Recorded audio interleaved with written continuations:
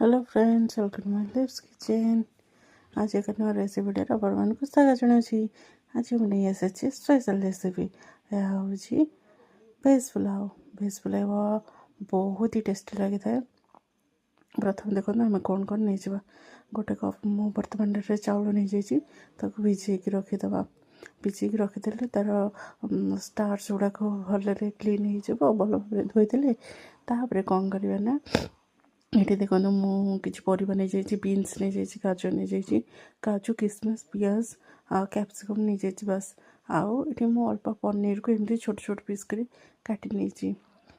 कौन करवा ना ये देखो चाउल को भल भाव क्लीन कर धोई नहीं भिजे नेउछि 10-15 मिनट पर्यंत भिजे नेबी।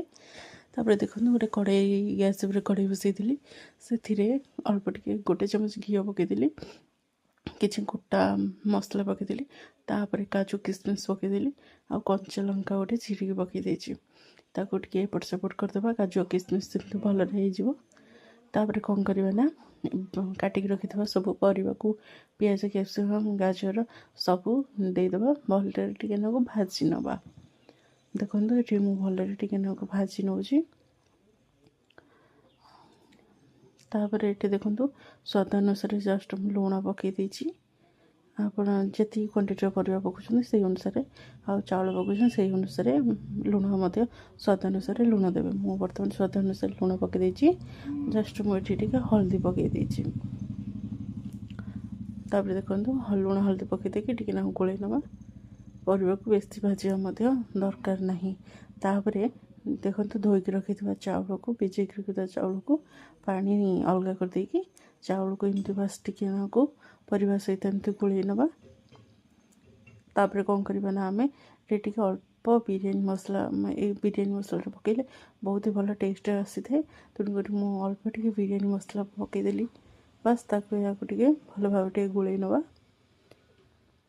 देखो बढ़िया बास्ना आसला एत सुंदर बास्ना आसूचे है पर्यंत टेटी सुंदर बास्ना आसलानी। ये गोटे ग्लास पानी दे देजी। गोटे कप नहीं मु चाउल से गोटे ग्लास पानी दे दूची कारण चाउल टी भल भाव सीझापी बेसी बड़ ग्लास नुह छोट ग्लास मोर चाउल को देखिकी देची। देखो मोटे भाजिक रखि तवा सेकी देती पनीर को जस्ट हल्का सेकीदेवे। देखो मुझे पनीर को पकईदेली भल भाव एमती मिक्स करदेली। पनीर पानी भी सोक करना तेणुक टिके जस्ट अधिक पानी देते। मुझे गोटे ग्लास पूरा पानी दे देती। मोटे देखो पनीर सहित